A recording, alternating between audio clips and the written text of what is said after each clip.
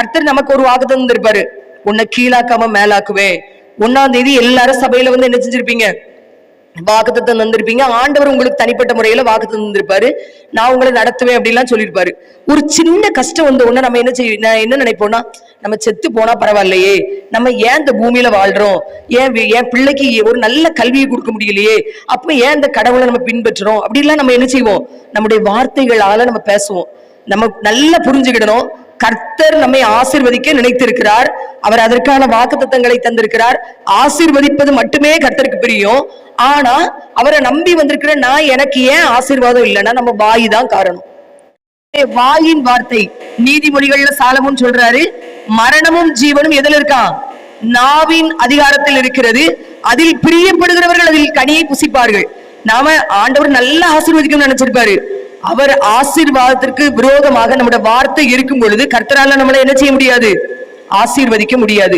என் பிள்ளை நல்லா சிறந்திருப்பான், என் பிள்ளை பெரிய போஸ்ட்ல இருப்பான், என் பிள்ளைகளின் பிள்ளைகளை நான் காண்பேன் அப்படின்னு என்ன செய்யணும், வாயினால அறிக்கையிட்டுக்கிட்டே இருக்கணுமே தவிர நம்ம என்ன செய்யக்கூடாது, முறுமுறுக்க கூடாது.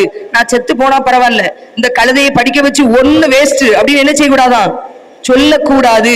நம்முடைய வாயின் வார்த்தைகள் நமக்கு வருகிற ஆசீர்வாதத்தை என்ன செஞ்சிடும், தடுத்துரும். அதனால வாழக்கூடிய வார்த்தைகளை நம்ம வாயினால என்ன செய்யணும், உச்சரிக்கணும். ஏன்னா வாழ்வதற்காகத்தான் கர்த்தர் நம்மள பூமியில படைச்சாரு, சாவதற்கு படைக்கல. நாம குறைவுள்ளவர்களா இருக்கிறதற்கு கர்த்தர் படைக்கல. அப்படின்னா என் தேவன் நம்மை அழகு பார்க்க நினைக்கிற நேரத்துல, அவர் நல்ல நல்ல வார்த்தைகளை தந்து அவர் நம்மளை வழி நடத்தி கொண்டு போற நேரத்துல, நான் ஏன் பிறந்தேன், என் வாழ்க்கையில எல்லாம் கஷ்டம்தான், ஏன் இந்த வனாந்தரம் அப்படின்னு நம்ம என்ன செய்யக்கூடாது, சொல்லக்கூடாது. ஏன்னா அந்த வார்த்தை நம்மளை என்ன செஞ்சிடும், நியாயம் தீர்த்துரும். ஒன்னே ஒண்ணு நினைச்சுக்கிடுங்க, நம்ம எல்லாருக்கும் 2 தேவதூதர்களை பரலோகம் கொடுத்திருக்கு. பரலோகத்துல தேவதூதர்களுடைய பணி என்னன்னா, அல்லேலூயா ஆமேன், இந்த 2 தான் சொல்லுவாங்க. நம்ம என்ன செய்வோம்னா, என் பிள்ளை என்னத்துக்கு ஆகும், படிச்சு ஒரு கூறு இல்லை அப்படின்னா அவங்க என்ன செய்வாங்க, ஆமேன் போட்டுருவாங்க. ஆமேன்னா என்ன அர்த்தம், அப்படியே ஆக கிடவுது, அப்படியே ஆயிரும். அதனால இன்னையில இருந்து தேவ பிள்ளைகள் ஒவ்வொருத்தரும் நினைங்க, என் பிள்ளை நல்லா இருக்கும், நான் நல்லா இருப்பேன், நான் பொருளாதாரத்துல உயருவேன் அப்படின்னு சொல்ல சொல்ல சொல்ல தேவதூதர்கள் எப்படி போடுவாங்க, ஆமேன் ஆமேன் ஆமேன் போடும்போது அப்படியே என்ன செய்யும், நம்முடைய வாழ்க்கையில ஆகும். அதனால முத தேவ பிள்ளைகள் ஒன்னே ஒண்ணு, நம்ம சரி செஞ்சாதான் கர்த்தர் சில காரியங்களை என்ன செய்வாரு.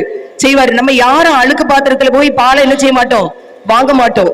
அந்த பாத்திரத்தை நல்லா கழுவி அதுக்குறதான் என்ன செய்வோம், பாலை வாங்குவோம். முத என்கிட்ட என்ன குறைவு இருக்கு, ஆண்டவர் எனக்கு வாக்குத்தத்தம் தந்தாரு, என்ன வழி நடத்திட்டு போறேன்னு சொன்னாரு, ஆனா என்னுடைய வாழ்க்கையில் இவ்வளவு குறைவு இருக்குன்னா நம்முடைய நாவில குறைபாடு இருக்கு.